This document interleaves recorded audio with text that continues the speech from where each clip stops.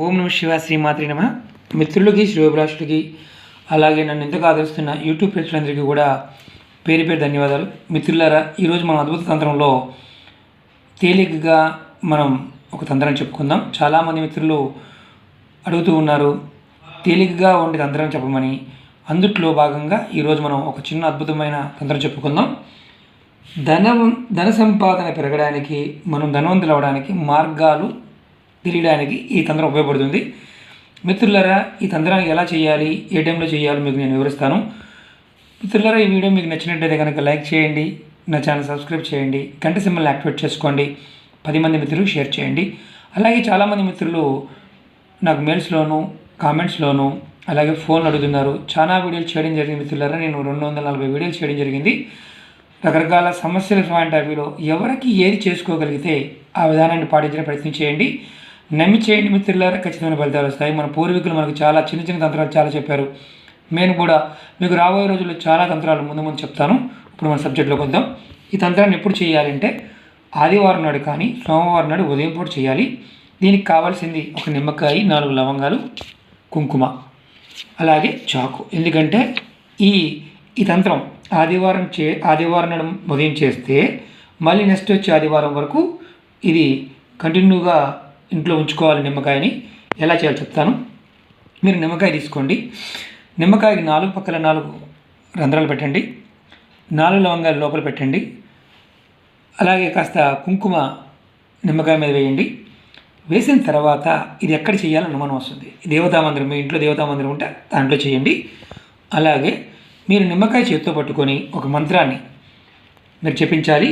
ఆ మంత్రం ఏంటంటే ఓం శ్రీ హనుమతే నమః. మళ్ళీ చెప్తాను, ఓం శ్రీ హనుమతే నమః, ఓం శ్రీ హనుమతే నమః.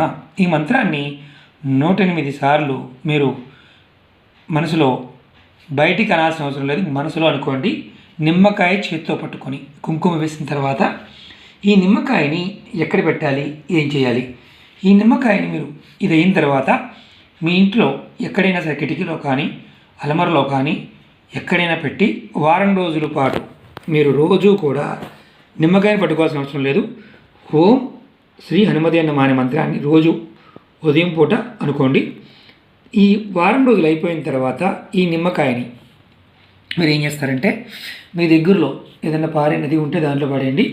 అలాంటి అవకాశం లేదు, సిటీలో ఉన్నామంటే మీ దగ్గరలో గార్డెన్ కానీ ఏది చెట్లు ఉంటే చెట్టు మొదలు పెట్టేసేయండి. ఎలాంటి ఇబ్బంది ఉండదు. ఇది అంటే దీనివల్ల ఏదైనా ప్రాబ్లమ్స్ వస్తాయని అలాంటిది ఏమి ఉండదు. ఇలా చేయటం వల్ల మీరు ఆదివారం నాడు చేయొచ్చు, సోమవారం చేయొచ్చు, వారానికి ఒకసారి ఈ కాయ మార్చుకోవచ్చు. రోజు స్వామివారి మంత్రాన్ని జపం చేయండి.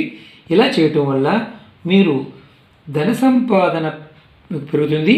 అలాగే ధన సంపాదన పెరగడానికి మార్గాలు కనిపిస్తాయి.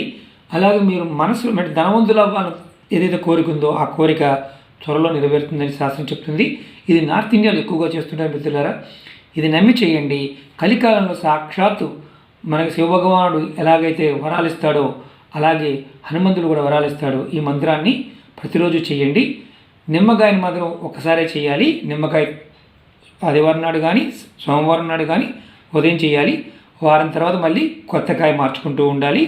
లవంగాయ కొత్తకాయ మార్చుకుంటూ ఉండాలి. ఇది కంటిన్యూ చేస్తూ ఉంటే మీకు ఖచ్చితంగా ధనవంతులు అవ్వడానికి అవకాశం ఉంటుందని శాస్త్రం చెప్తుంది. ఈ వీడియో మీకు నచ్చినట్లయితే లైక్ చేయండి. అలాగే నా ఛానల్ సబ్స్క్రైబ్ చేసుకోండి, గంట సింబల్ని యాక్టివేట్ చేసుకోండి. ఓం నమః శివాయ శ్రీమాత్రే నమః.